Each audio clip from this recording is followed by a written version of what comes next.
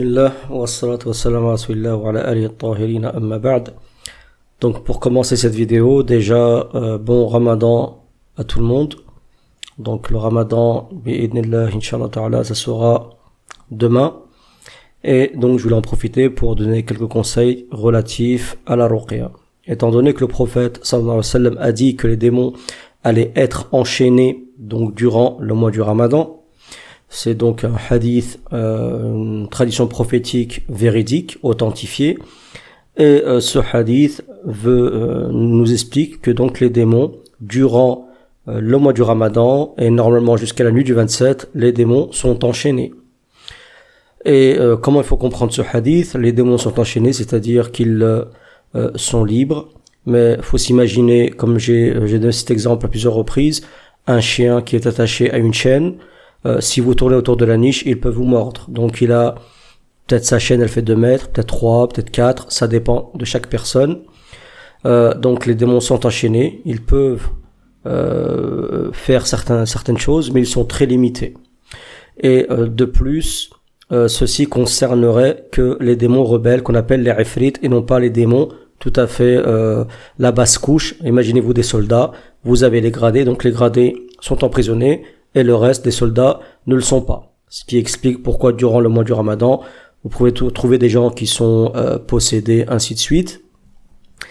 Donc vous comprendrez ce hadith ainsi, c'est-à-dire que ceux qui sont enchaînés, ce sont les démons rebelles qui ont une influence sur les soldats, car les gradés, bien sûr, ceux qui donnent des commandements et qui donnent des consignes. Donc le conseil que je vous donne, il faut profiter du mois Ramadan. Si Dieu nous impose de faire le Ramadan une fois par mois, et sachant que durant ce mois-ci les démons sont emprisonnés, c'est que c'est un mois où on peut recharger les batteries, essayer de nettoyer la noirceur qu'on a accumulée durant les 11 mois, hormis le mois du Ramadan. C'est aussi un mois de repentance. C'est pour ça que le prophète a dit que celui qui passe la nuit du Ramadan en lecture et en prière nocturne, Dieu lui pardonne tous ses péchés. Donc c'est un mois, il faut profiter, donc pour se rapprocher de Dieu, pour se nettoyer intérieurement, sur le plan spirituel, aussi se nettoyer son corps des toxines, d'éventuelles pathologies bénignes, et donc de profiter de ce mois-ci pour penser aussi aux pauvres, aux gens indigents et faire de l'aumône. Pensez à ces gens, pensez aux petits Syriens, pensez aux gens qui souffrent de maladies, ainsi de suite. Et ensuite, profitez du Ramadan pour essayer de soustraire votre mal occulte, que ce soit une sorcellerie, un mauvais œil ou de la jalousie, et ceci est possible par la permission de Dieu, avec quelques efforts. Ça risque de vous fatiguer un peu, mais c'est l'occasion ou jamais. Donc faites des prières de nuit, lisez beaucoup le Coran, avec l'intention de ruqya, c'est très important. Si vous lisez le Coran avec la lecture, une lecture de faire un acte rituel ou spirituel, ça n'aura pas le même impact. Il faut que vous y mettiez l'intention d'avoir un impact sur votre démon. C'est l'intention de ruqya. Donc je lis le Coran avec l'intention d'avoir un impact sur l'aspect occulte, au monde occulte, qui touche la personne. Donc vous lisez le Coran, vous faites du dhikr, faites des sadaqas, profitez-en pour voir des vidéos liées à la spiritualité et ainsi de suite. Et normalement, Inch'Allah, j'essaierai de faire un petit programme de live, mais ça sera sur Patreon. Donc ceux qui voudront, qui ont l'habitude d'écouter mes lives et qui voudront écouter mes lives, il faudra vous rendre sur Patreon. C'est pas très compliqué.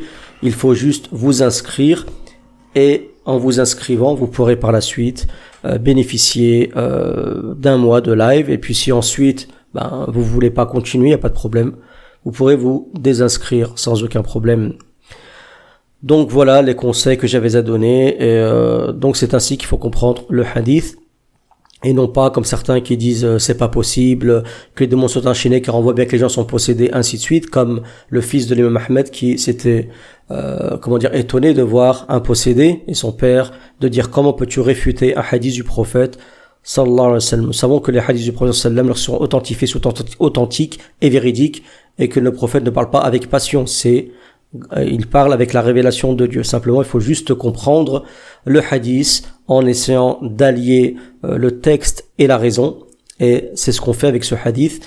Et lorsqu'on on regarde, vous lisez par exemple la sourate As-Saffat, les premiers versets, vous vous rendez compte que les anges jettent des étoiles filantes pour essayer d'empêcher les shaytan, min kulli shaytanin marid, tous les démons rebelles d'atteindre le ciel. Donc on se rend compte que il y a vraiment une intention de repousser les démons rebelles qui ont une influence sur le reste. C'est pour ça que, pour les gens qui connaissent ma thèse sur Gog et Magog, vous savez que ce sont justement un conglomérat de démons rebelles qui ont une influence non seulement sur les démons, mais aussi sur les humains. Donc bon Ramadan à tous, et je vous remercie pour ceux qui supportent la chaîne, mettent des j'aime et se sont abonnés à ma chaîne. Salam alaikum wa rahmatullahi wa barakatuh, bon Ramadan à tous.